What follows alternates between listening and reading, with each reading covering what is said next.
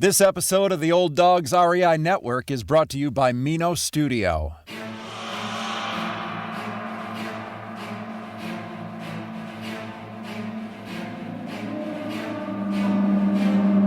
In a world where jobs are how most people make money, one man, one desire, one challenge dares to break the mold. Welcome to the Old Dogs REI Network, where we don't work for money. Money works for us. Coming soon. Viewer discretion advised.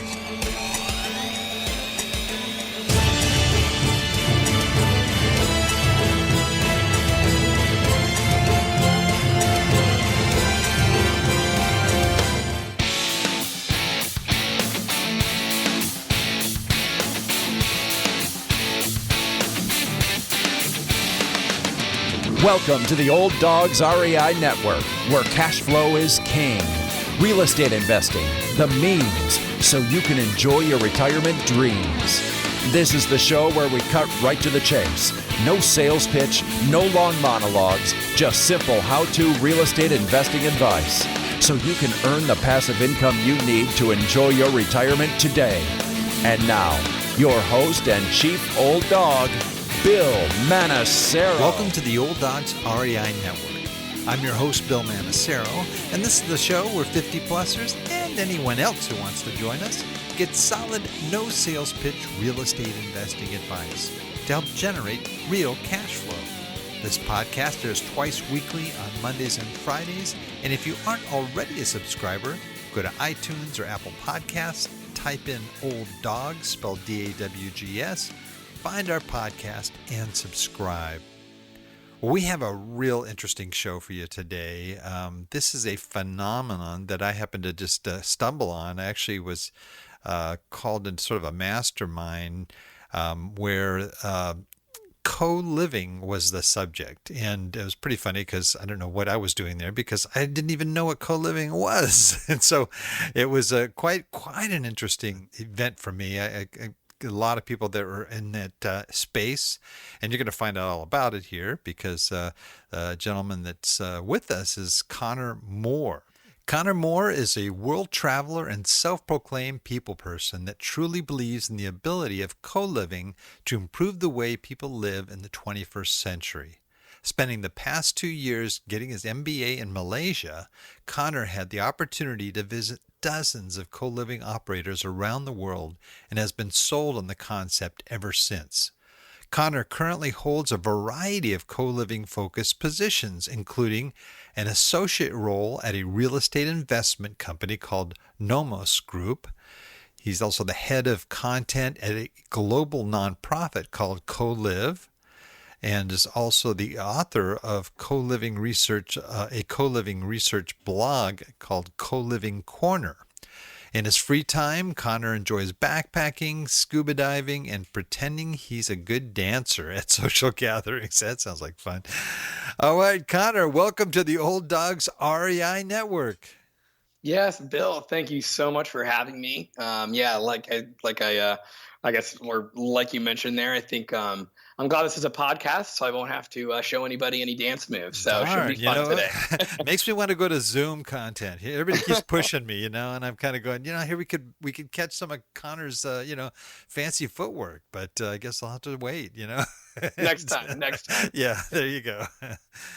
Well, this is a amazing subject for me. I'm again, there's so many changes happening, not only in just in the real estate space, but just all around the world with COVID and the economy and all the other things that are going on right now. And but this is one of those areas that has just kind of popped up that very interested in, and I did get a quick education, as I mentioned in my intro, with this mastermind that I was a part of, and really love to hear first, before we jump into the subject, is hear a little bit more about you and how you even ended up in this space. It sounds like you've got a very broad background and education. I'd love to hear sort of how you end up in that space. Absolutely. So I'm from Knoxville, Tennessee, originally. So grew up here, went to high school. Actually went to college at Duke University over in Durham, North Carolina. Had an absolute blast. And then after graduating, I actually took a year through what really amounts to a gap year. I was traveling and working abroad. I was in New Zealand and Australia, just working a lot of kind of random jobs there. And that was actually how I first got into communal living. I was living at a few different kind of longer term hostels that today I would totally call co-living, and we can get a bit into that more a bit later. But then actually came back to the U.S. I did a 2-year entrepreneurship fellowship program called Venture for America, and I actually worked for a technology startup in Pittsburgh for a few years. And then I love hopping around, as you can probably already tell. And so I got the travel itch again, and ended up spending 2 years in Kuala Lumpur, Malaysia, at a new business school there. It's called the Asia School of Business.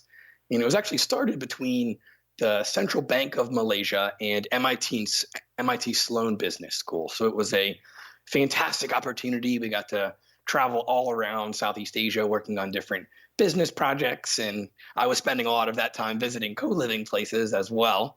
And then half of our professors were from MIT, and we actually got to spend some time in Boston taking classes.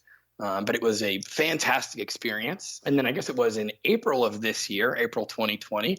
As you can imagine, maybe not the best time to graduate, but I did graduate business school this year, and then ended up coming back to the U.S. as borders were closing and the craziness of this year really kind of took hold.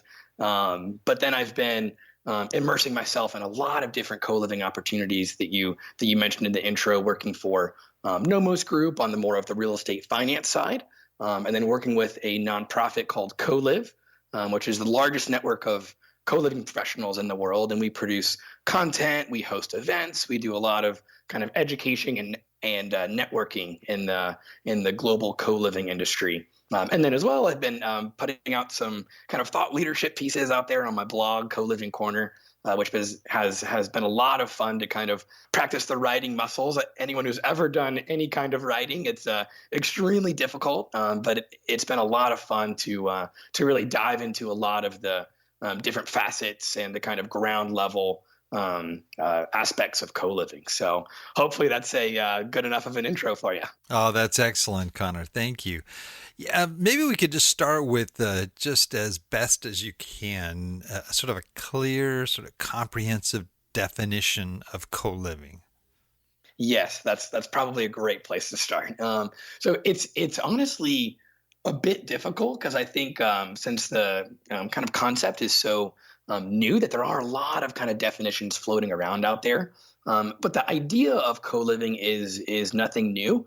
I guess it's more the modern execution of it, right? So looking at shared living models or communal living models, co-living is basically two or three or more people living in the same environment. So whether it's a house or apartment or whatever it might be, and sharing resources and basically trying to create a stronger living community, right?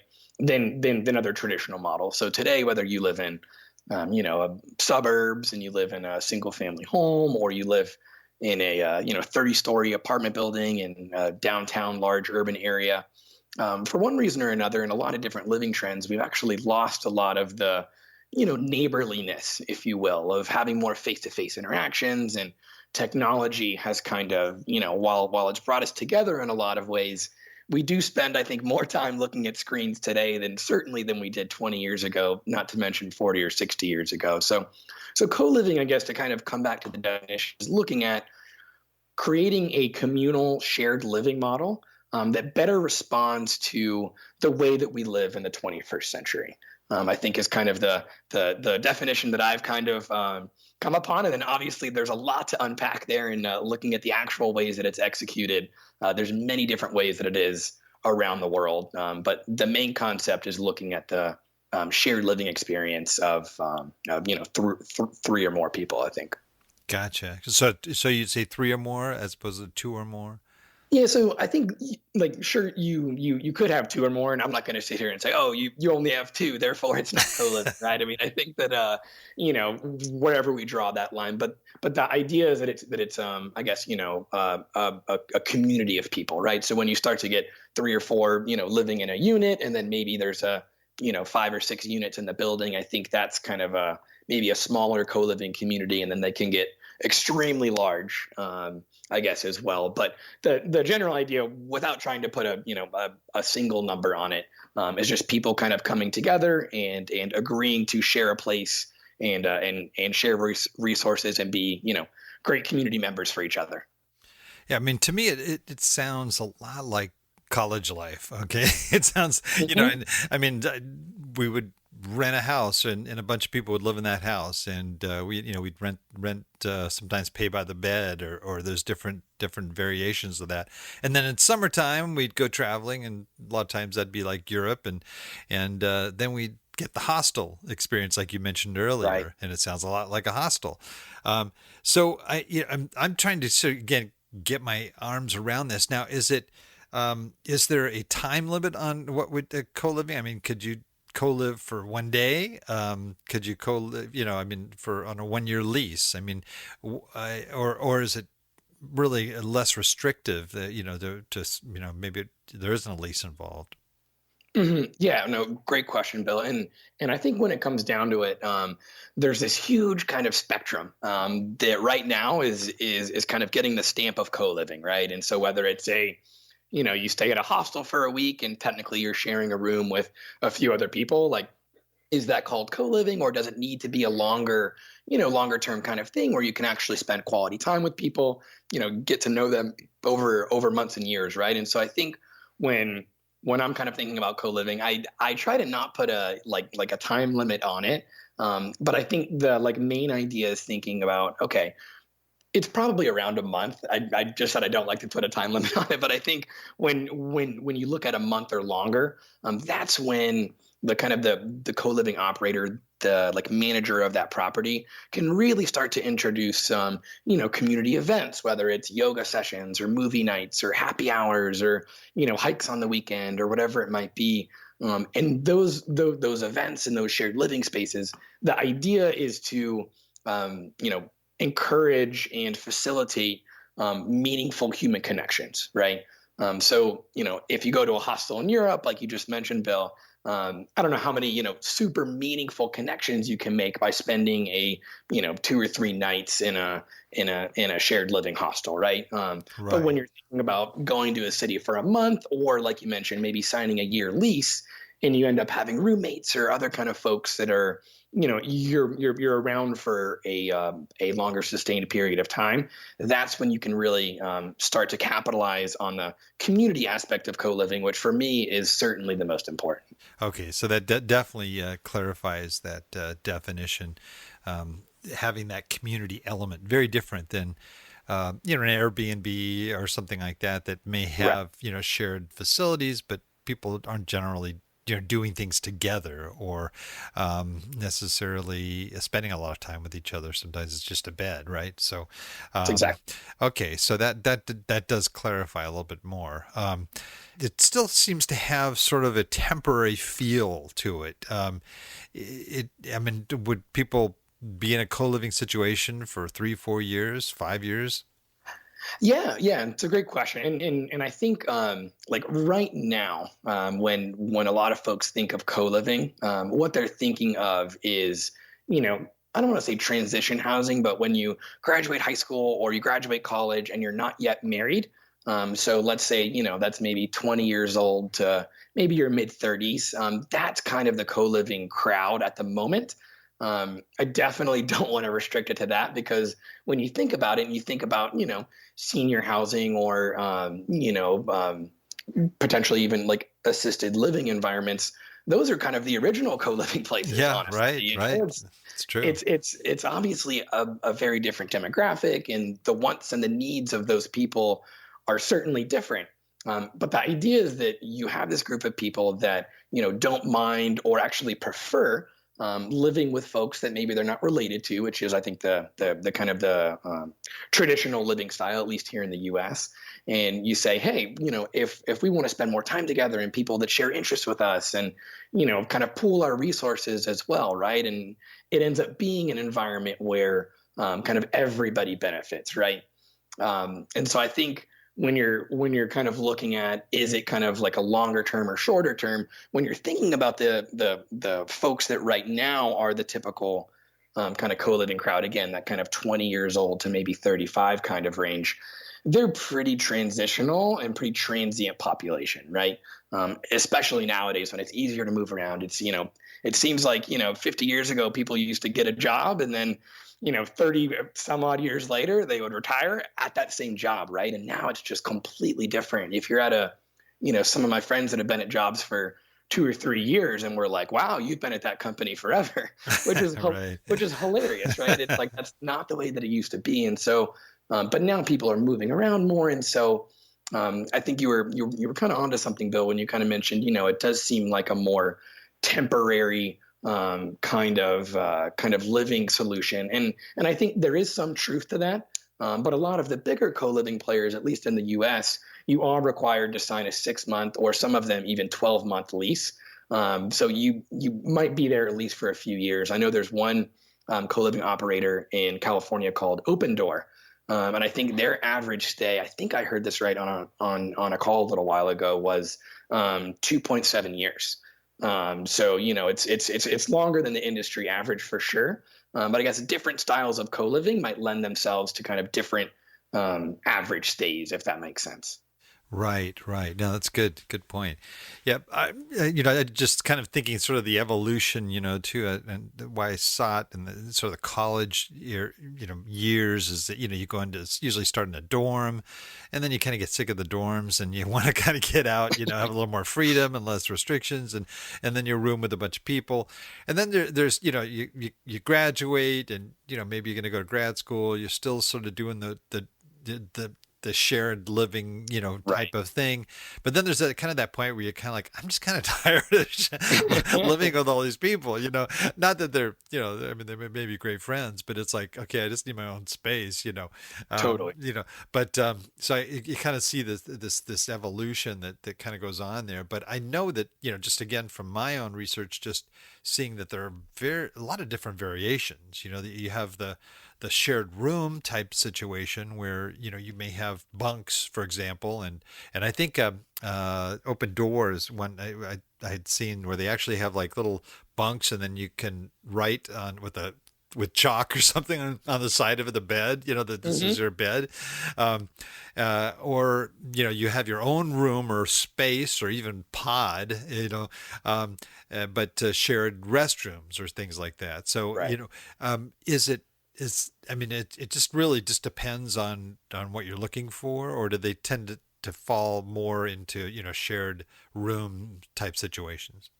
Yeah, it's a great point. And I think can maybe be good to kind of go back. So there's like the 3 or 4 C's of co-living that's kind of popped up every once in a while in a panel or something, and kind of looking at what those are, I think can kind of help to answer the, is it a pod, is it a shared, is it an ensuite bathroom or whatever.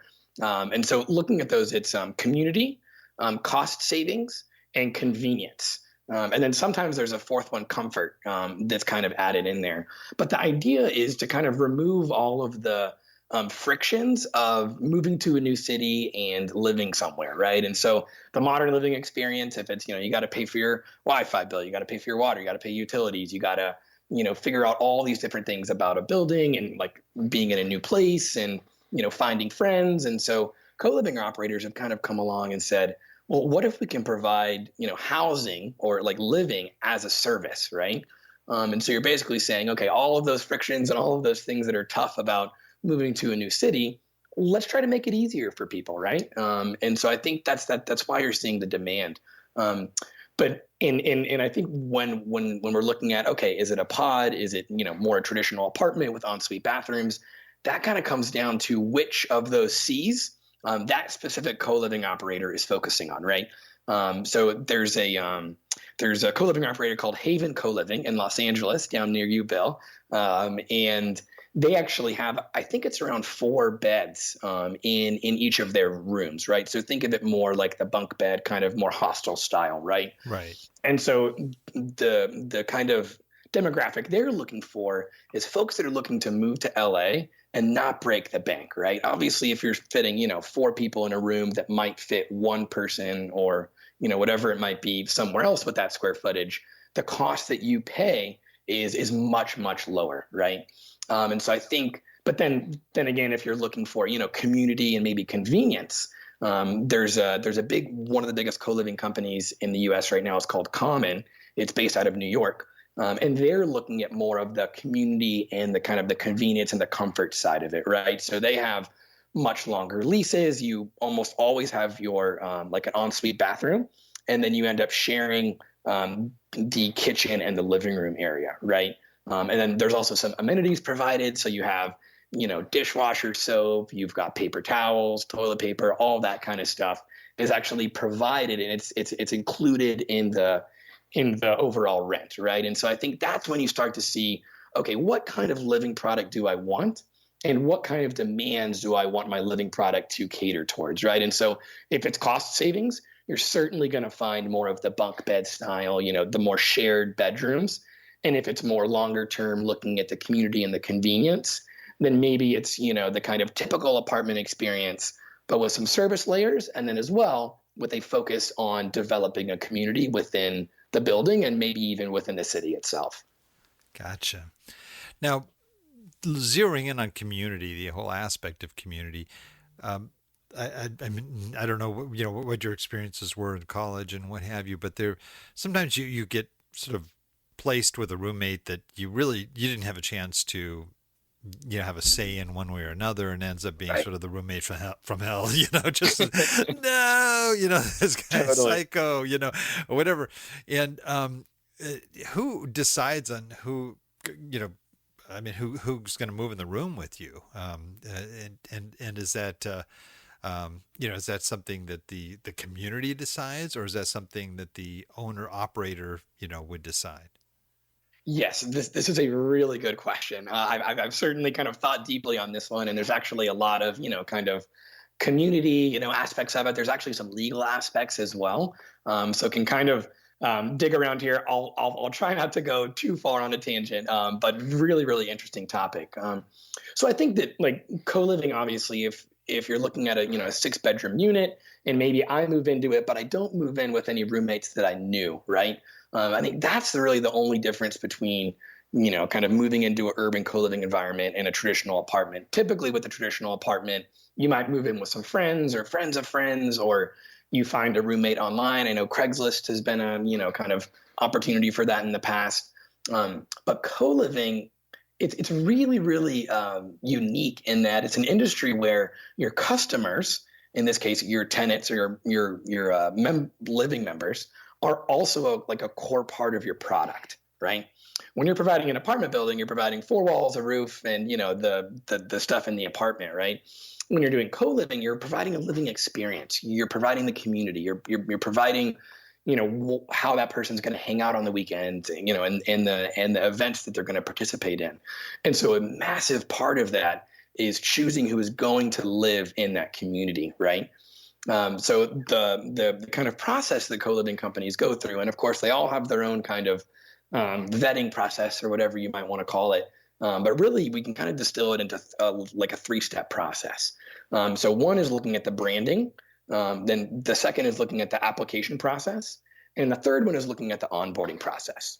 So we can quickly kind of go into those, and then I'll stop talking here, Bill. No, this is great. This is great info. Excellent. But so looking at the branding process, if the idea there is to kind of put out, in marketing materials or on your website and say, this is what our community is about, right? So if you go to any of the co-living websites, they'll have, pictures of young people hanging out in the city and having fun. But they'll also be on there. Here are our values. We value, not only community, but we value each of our members contributing to that community, right? We value inclusiveness. We value, all of these different kind of aspects. And basically what they're trying to do is kind of whittle down the people that, might go to that website and say, You know what? I don't really want to hang out with my roommates too much. I just want to, kind of have my own studio apartment or whatever. And obviously, that's totally fine. Everyone has their own cup of tea. But I think the branding will hopefully allow the like right people to even be interested in living there, right? So that's kind of the first step. Looking at the second step is the actual application process. So a lot of the co-living places will have, hey, you're if you want to come live here, you have to fill out, hey, like what do you like to do? How can you contribute to the community? And of course they do the kind of traditional, maybe a background check or credit score check, whatever it might be. But they're also trying to find out, will this person be a good fit? Also, as a part of that process, some of them actually have tours of the actual physical location, and then they'll actually meet some of their future roommates, right? And if it's going to be a fit, excellent. That person kind of moves on to the say, yep, you can come live here. And then if not, maybe it's kind of okay, this might not be the best fit.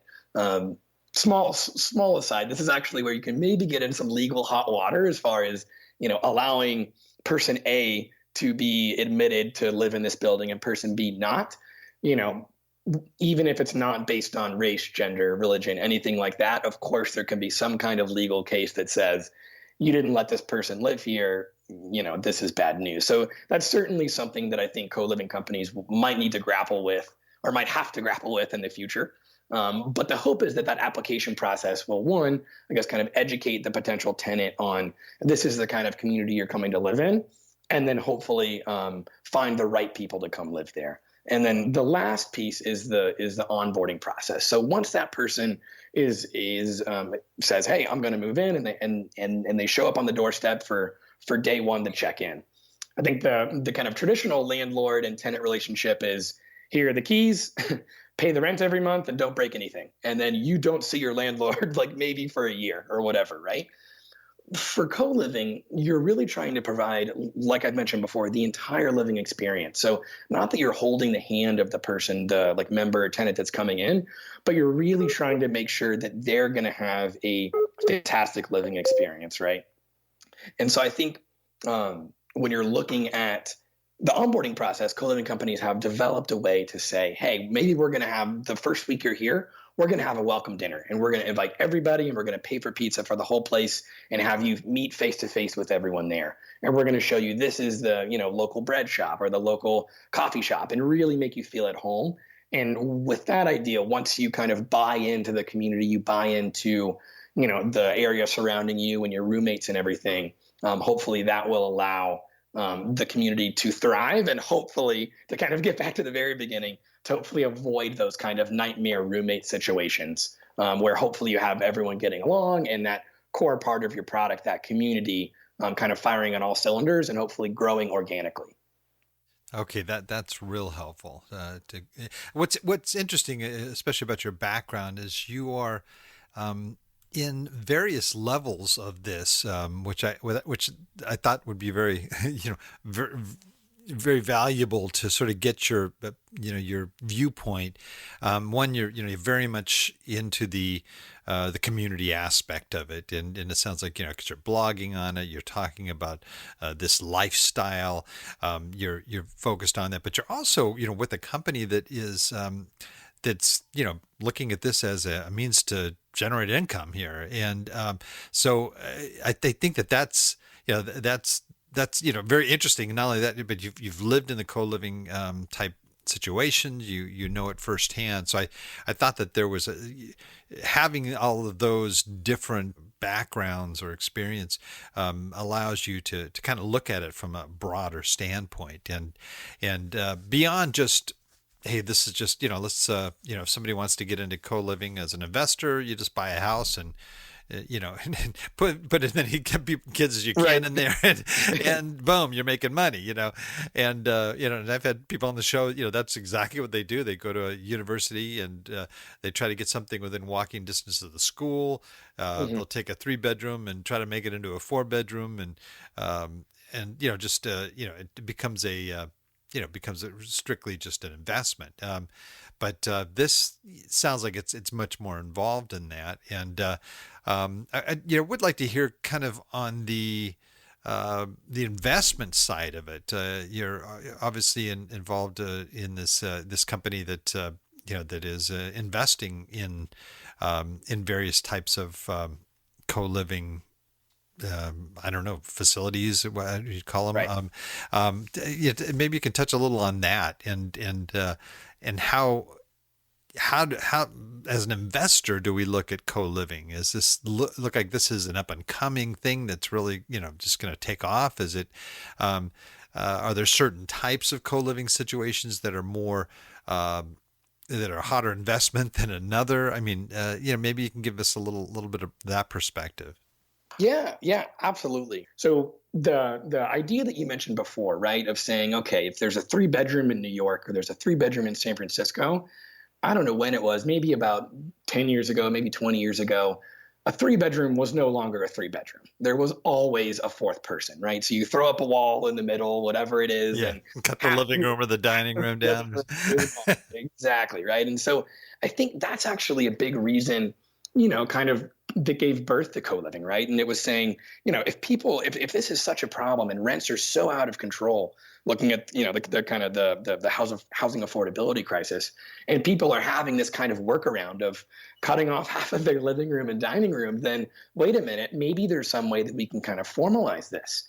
And so a massive kind of pillar of co-living, when you're looking at it from a financial perspective, is densification, right? So instead of, let's say that we have a building in downtown New York or San Francisco or LA, that traditionally would have 100 people, right? If we're looking at the general layouts of, maybe you have some studios, some 2 bedrooms, 3 bedrooms, whatever. Maybe you could fit 100 people, like 100 people. In that same square footage, using co-living design, maybe you can fit 120. And so the idea is that maybe you have smaller bedrooms when we're looking at private space, right? So we're giving up some of our private space, bedrooms, for more shared living space. So you have, the living room, you have the kitchen, maybe you have a rooftop grill, maybe you have a, workout room, co-working space. But the idea is that, people nowadays, if they were putting up, the wall in the middle of their apartment, what they're really looking for is a cost saving solution, a kind of effective solution, that they're also able to live in a great environment and in a location, typically a large city, that is desirable, right? And so looking at the densification, the idea there is that when you look at the typical price of a co-living bedroom in a large city, it's going to be below the market rate for a studio in the same area, right? So maybe like 20 or 30% below. However, when you have more people living in that area, you're actually able to bump total revenues up, right? So when you have 120 people paying maybe a little bit less than they would otherwise, you're actually able to get more revenue from those 120 than the 100 you would have with the traditional design, right? And I'm totally making up numbers here just for example's sake. No, sure, I understand. Yeah. But the real key is saying, okay, if we can increase our net operating income for like more than the extra cost that it will be to redesign that building and to actually run it with the events and everything, then what you're doing is you're actually just increasing the profit that you're getting from that exact same building. So that's the simplest way to say this is what co-living is financially. We're getting more revenues, higher revenues because of the densification. Maybe we're actually spending more to operate the building because of the events and the amenities. But the idea is if that's spread, you end up spending like less money than you would otherwise, and you end up getting more revenues.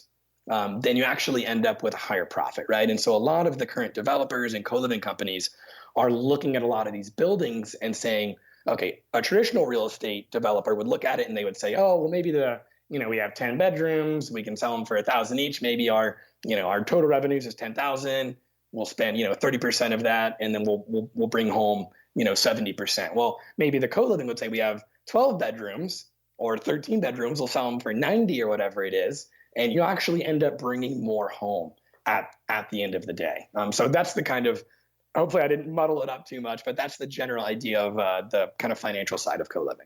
No, I think that's a really, they're well presented. I think that's a key element here. I mean, the mastermind that I was involved in a lot of our discussion was we've got some industries that are in trouble. COVID has changed the Hmm. real estate landscape. You've got hotels you can buy right now for a song. I mean, they're just Totally. boom. It just the industry's just dried up. You've got office buildings in downtown that are just empty. And you've got the retail, same Right. deal going on. So what people are looking at is taking that, for example, that mall, and it's completely enclosed mall, and thinking, well, why not put co-living in here? Hmm. Keep some restaurants, keep some other things in here. You could even go jogging in this mall. It's big enough. You can do outdoor activity, indoor outdoor type Sure. activities, and you don't need a lot of space. 300 square foot maybe for somebody, just enough for, like you said, maybe your own bathroom and a little in a place to sleep, but you spend most of your time out and about, hanging out in the mall and doing fun things with your friend or whatever. So I think a lot of people are looking at that aspect of taking some of these other distressed real estate alternatives out there, or other types of asset uses, and converting it over to co-living. I mean, trying to find, like you said, here in Southern California, trying to rent a place. I've got kids that range from 16 upward, and they're dealing with trying to find a affordable place to rent, Hmm. and most of them tend to stay home as long as they can, because finding a studio apartment for less than $1,800 in where we live, I mean, that'd be a deal. That'd be a bargain. Right. And so, and a lot of these kids, the just out of college, or they, just don't have the income to be able to afford a lot. So I think that the need is definitely there. It's just a matter, Hmm. does it make sense to convert these other assets or not? And is there that strong a demand for co-living? I think they almost don't have a choice, especially if they don't have Sure. family here. They're going to have to live somewhere, and it's usually going to be a roommate situation in an apartment. But you can save more if you're willing to share a room, and what have you. So I kind of get it from that standpoint. Yeah, yeah, and I like what you brought up, I guess, with kind of looking at the hospitality, retail, or office, right? So kind of obviously, a global pandemic is not great for those type of real estate asset classes, right? And so I think a lot of folks in residential, specifically in co-living, have kind of raised their hand and said, wait a minute.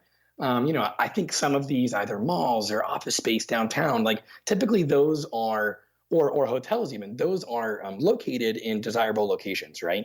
And so I think when you look at a potential conversion, the location is there, the actual physical asset is there, right? And so hopefully you could be able to kind of reconvert the inside of that for a co-living solution. The thing is, Bill, it has not happened yet. I think it'll be interesting to see over the next 12 to 18 months, when maybe some more distressed assets kind of come online and can be hopefully bought at a well, not hopefully for the folks that own it, but can be bought at a very opportunistic price, right? Will it happen? And I think one of the biggest hurdles for co-living, as with any new real estate asset class, is kind of looking at how soon will the big institutional investors give it a thumbs up? And Right, and like right. right now, there have not been many co-living sales. There hasn't been a lot of examples of this. Running an entire real estate cycle and showing success. I think co-living has proven, or has almost proved to be. I think we're not totally out of it yet, but I think pretty resilient during the pandemic. At least a lot better than folks had imagined, having occupancy rates that are higher than traditional multifamily in a lot of markets. But I think once investors maybe get on board and they're actually able to kind of say, you know what, we understand co-living, there's going to be a demand for it long term. That's when you'll start to see maybe some of those old hotels, maybe some of the malls you mentioned, or even downtown office space, right? It's saying, okay, people aren't going to come into the office as much. Maybe this work from home trend is going to be longer. what do we do with this prime real estate? And I'm really hoping, as you can tell, I'm probably pretty biased here towards co-living. Right. But I think once people are, once the co-living industry gets a few years behind it, institutional investors will start to come in, they'll start to understand it, and we will start to see some of those conversions that you spoke about happen. But obviously, I've stopped trying to predict the future these days. Things change very quickly, so we'll just have to wait and see. Yeah, I would have thought with COVID that it would have been hit real hard because, you've got maybe 4 people in a room or 3 in a room or whatever, that people would feel very susceptible to, to COVID. Yeah, no, and that's what all of my friends have said, right? So a lot of my, buddies from college or business school or whatever, they obviously know that I'm interested in co-living, and they're like, oh, there's a pandemic, and you're in a market that's trying to, increase human interaction. Like, is co-living dead or whatever, right? And it's on the surface, it makes sense, right? It's like any kind of business that's trying to bring people together, right? Whether it's, movies or sporting events or living in the same space. On the surface, you would think, okay, that's not going to do great. But actually what we found, or at least what the data from at least the past 6 or 9 months is showing, is actually that a lot of the co-living places have actually retained occupancy rates that have been higher than their, the kind of traditional apartments in the same area, right? And so there's a lot of reasons behind that. But I think one, just kind of as a hands-on operator, a lot of these places have been very, very ready for something like a pandemic. A lot of them, they're very fast to adapt to technology. So they already had all of these 3D virtual tours. And then as well, kind of looking at the demographic that they're looking towards, if it's the, folks in their 20s, sure, maybe some of them went home. But then a lot of them are still going to be looking for a more affordable urban living option. And so I think a lot of the pillars that co-living has stood on, I think it's kind of, hopefully, I'm keeping my fingers crossed over here, but I think it's mostly withstood the punch of the pandemic. And I think that post-pandemic, looking at the economy getting started again and everything, there'll be more people moving back into cities, and they'll probably be looking for more affordable living options, right? So when you dig a bit deeper, you actually do notice that co-living has, in most cases, stood the test. Obviously, when you get to shorter term stays, like maybe co-living companies that are staying a month, obviously they've gone more towards the hotel and hospitality route of seeing, occupancy rates kind of plummet. But a lot of the longer term ones have actually done a lot better than expected. That's interesting. Well, normally I ask, questions like, what's sort of the biggest mistake and biggest success? And I know that you haven't really, you said it's such an early, you're an early adopter, you're a guy that's Absolutely. right at the crest of this new, this new phenomena here. But maybe you could kind of tell me, just from your experience, and it sounds like your experience is very wide here. And what would you say are things that don't work and things that seem to do work with this type of with co-living? Maybe you could give us an idea of those, and how that's impacted sort of the growth there. Yeah, absolutely. One of them that's been getting a lot of attention in the co-living industry thus far is actually kind of looking at the financial side as well, and it's looking at master leases versus property management agreements, right? And so a lot of the kind of earlier co-living companies, they were doing this kind of rent arbitrage opportunity, right? So to kind of go back to our Manhattan apartment that used to be a 3-bedroom, but now it's a 4-bedroom. A lot of these companies were coming in and saying, okay, landlord, we're going to pay you, we'll sign a 5-year lease with you, and we'll agree to pay you $100 per month for your place, right?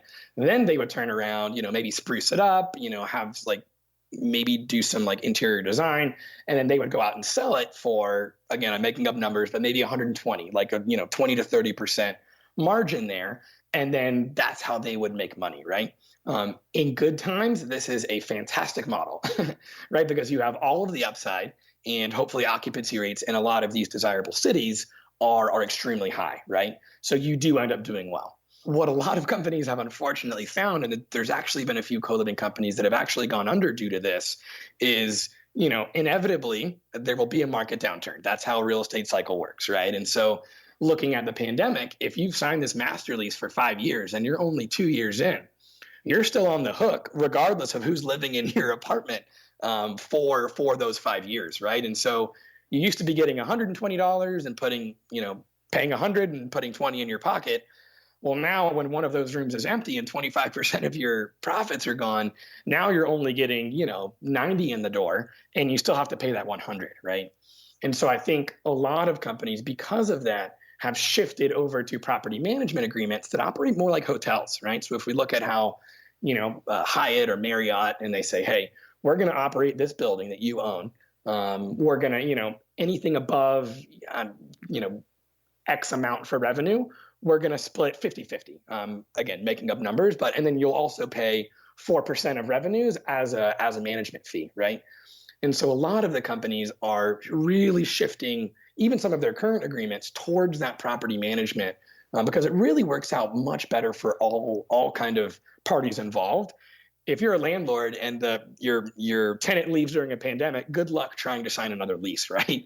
And so it actually ends up decreasing risk for the co-living operator, for the actual landlord or property owner. And then as well, it kind of will hopefully allow you to kind of ride out all the different parts of the real estate cycle to where in up times you're still doing well, and in down times you're actually sharing the risk and hopefully won't go under because you've signed on to this, concrete master lease agreement. So I guess the industry, at least from what I've seen, is really trying to steer towards the property management agreements and is really trying to get away from the master lease, just looking at the longer term kind of up markets and down markets, and the property management agreement seems to work a lot better.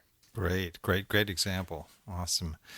Well, our audience are folks that are, generally, I mean, we have a very broad audience, but we're really targeting our show to those that are 50 years of age and older. And some of them are approaching retirement, some of them are already in retirement, and they're looking at real estate investing, all different types of real estate investing in terms of generating either cash flow in their retirement years or to build up a legacy they can hand down to their kids, or just getting maybe a good return on their nest egg that they've built up over the years. Mm-hmm. How would you speak to that group in terms of are there opportunities there for that group in co-living and getting involved in co-living? Yes, absolutely. So I guess there would be the kind of more traditional that would just say, hey, if you have some money to put into, either a co-living building over longer term or whatever it might be, that would certainly be one way to do it. I think probably the more interesting way, and it's a topic that I have done a bit of research on, but certainly need to learn more about. It's called co-housing. And not to just throw another term out there. I'm sure I've confused people enough, kind of all over the board. But co-housing is another kind of communal living that it's really simple. It's kind of taking the idea of co-living or the idea of communal living and just moving it to a kind of housing environment. So instead of our kind of typical suburban, you have your own house here, you have your driveway, everyone has their own room and everything. There's a lot of co-housing communities that have kind of popped up all over the country that are saying, okay, what if we had 10 or 25 houses that maybe they were all lined up, and then looking at the backyards, they all connect to each other. And maybe there's a building in the middle that's for community meals. There's also some really interesting shared ownership models. So in order to be a part of that co-housing community, you actually do have to invest and you have to buy the actual building itself, right? So it's kind of a way of creating some ownership. And then with the ownership, you'll obviously, kind of have a vested interest in maintaining that community and maintaining, kind of strong bonds with all of the folks that are around you, right? And so I think looking at, once you're, kind of into the later stages of life, after all the kids have left the coop and all that kind of stuff, and you're in this, kind of big suburban house with 4 bedrooms, and you're kind of like, what's going on here? I think one potential opportunity could be either investing in or also buying and then living in co-housing communities, right? So instead of having, all of your own house, it's like, yes, you certainly have your own house, but you also have these kind of shared living spaces, right? And so I think it's kind of like an in between between just being in a traditional neighborhood and then being in more of kind of like a shared living, maybe kind of like senior living home. It's kind of an in between there where it's saying you still have your own house, you still have your own amenities and privacy and everything, but you do share some things with the local community. And it is a fantastic way for people that are at that stage in their life to meet other folks that are also looking for the exact same thing. So that's kind of all I have to say on co-housing. I wish I knew a bit more about it, but I think it could be an interesting opportunity to kind of one could be a good investment, I think, for the longer term. But then as well, you would actually get to experience that product that you actually invested in by potentially living in it.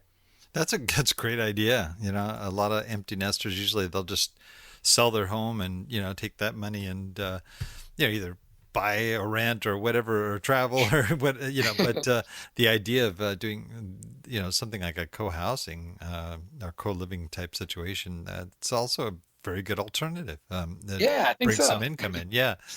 Well, that's great. What do you see ahead for this industry? What are the things that kind of excite you about co-living as as you look forward in the next few years, maybe 5, 10 years down the road? Yeah, absolutely. So as I mentioned before, obviously, I wish I had the crystal ball and could just say this is exactly what co-living is going to look like in 2030. But I think there's certainly a lot of things to be excited about. One of them I already mentioned, kind of looking at a lot of times like co-living might get compared to the kind of student accommodation, the like student housing asset class and its kind of development path, right? And so we are still at the very beginning where institutional investors are still a little bit shy, but I think a lot over the next 5 to 10 years are for sure going to get involved in the industry, and I think will bring obviously a lot of much needed capital for co-living to grow. One of the other things that I'm fascinated with, I actually wrote an article about this summer, is looking at different kind of spatial and architectural design models. So I actually had the chance to interview 4 or 5 different architects. They all had their kind of master's degree in architecture and spatial design and experience. And the different models that they're trying out are fascinating. They have all of these different ways of thinking. Okay, when you think about the layout of a home, it's very traditional. It's okay, you have the door and then you have the living room, you have the bedrooms, but it's kind of saying, okay, the way that people lived in 1980 and 1970 and even way before that when these houses were built is drastically different today. If we just look at the smartphone and social media, it's like it's really changed the way that we interact with one another, right? And so I think a lot of office spaces, whether it's the Apple or Google offices that look like a spaceship or have slides or whatever, a lot of them have said, you know what, let's innovate this space to better achieve our goals, right? And I think that the kind of spatial design for residential real estate has been, I don't want to say so far behind, but our living layouts and our living solutions haven't changed, which is crazy because the way that we live has changed so much. If you just think about a day in your life in 1980 and yesterday what you did, completely different, right? And so I think a lot of these architects out there are trying out new models and innovating different ways of laying out a building to facilitate community and incorporate wellness and fresh air and greenery into living environments. Has really got me energized to see which models are going to stick and what is modern living going to look like in 2030. So I think that's something that it's probably obvious to tell. I love talking about these things, but certainly very excited, I guess, about what those models will look like once everybody kind of gets on board and the architects are kind of given free reign to create the best living experience possible.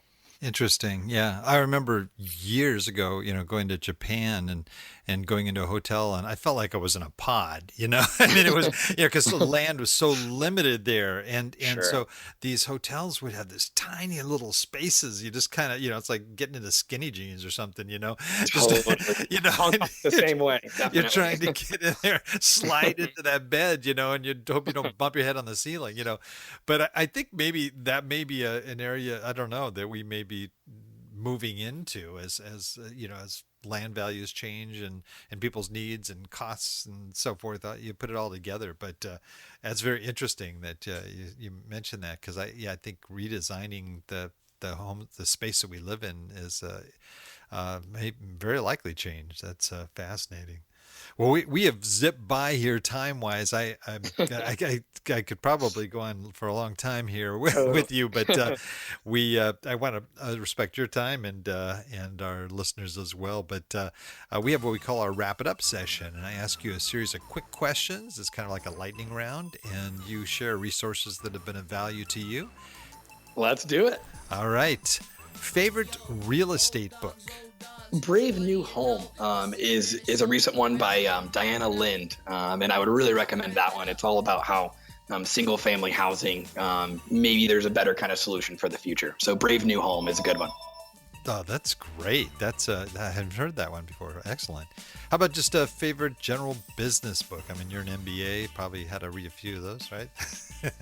Yes, way too many of those. Start with Why by yes. Simon Sinek is one of my favorites. Yes. Yep. Great. How about most valuable website for success? In what you're doing right now. Good question. So Coliv.org is one. Coliv is one of the companies that I work for. And so that I think is a great resource to kind of stay up to date on the co-living industry. But then as well, I really like TechCrunch to kind of stay up with the new innovations of the day. Great. How about a favorite app? Headspace is one that I've been really on to recently, a kind of meditation app. It's been a lot of fun. Yeah, I've heard that before. Yeah. How about favorite quote? Yes, this one is from The Alchemist. All of my friends have heard me talk about this way too much, but it's when you want something, all of the universe conspires in helping you to achieve it. Huge fan of that one. All right. And our final question here. If you lost absolutely everything you own, all your assets, and you had to sort of start all over, knowing what you already know, and you only have $1,000, how would you spend that $1,000 to sort of rebuild what you lost? Great question. I think it's maybe a unconventional answer, but maybe in late fees at the library. just going back to the basics and reading up on a lot of things and figuring out how to get yourself back on your feet. I love it. Well, great. Well, I'm sure there's a lot of folks listening that want to find out more about co-living, want to find out more about you, maybe even contact you. What's the best way for folks to reach you or to find out more about co-living?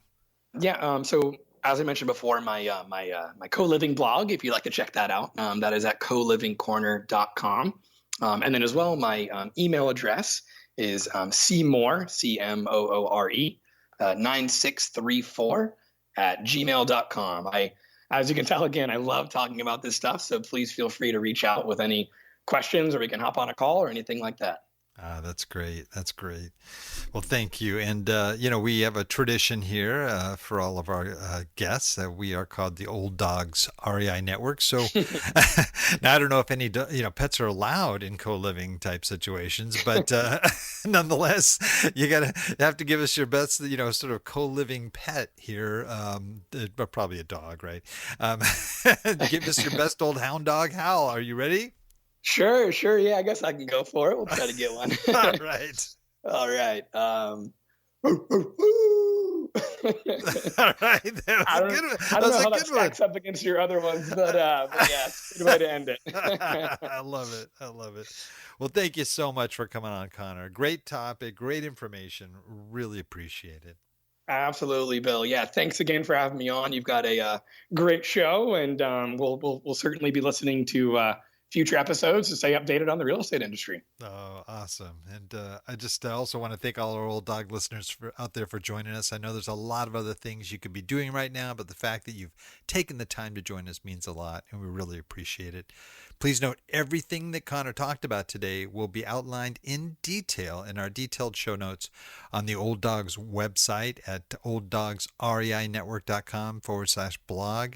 And you're going to look for the episode with Connor Moore. Well, that's the show for today. Remember, cash flow is king and real estate investing the means. Until next time, keep moving forward and may God bless. Thank you very much for visiting the Old Dogs REI Network. We would greatly appreciate if you would stop by iTunes and let us know what you think of the show. We would love if you could subscribe to the podcast, give us a 5-star rating, and write a review. The more ratings and reviews we receive, the more visible the podcast will be to others. Thank you.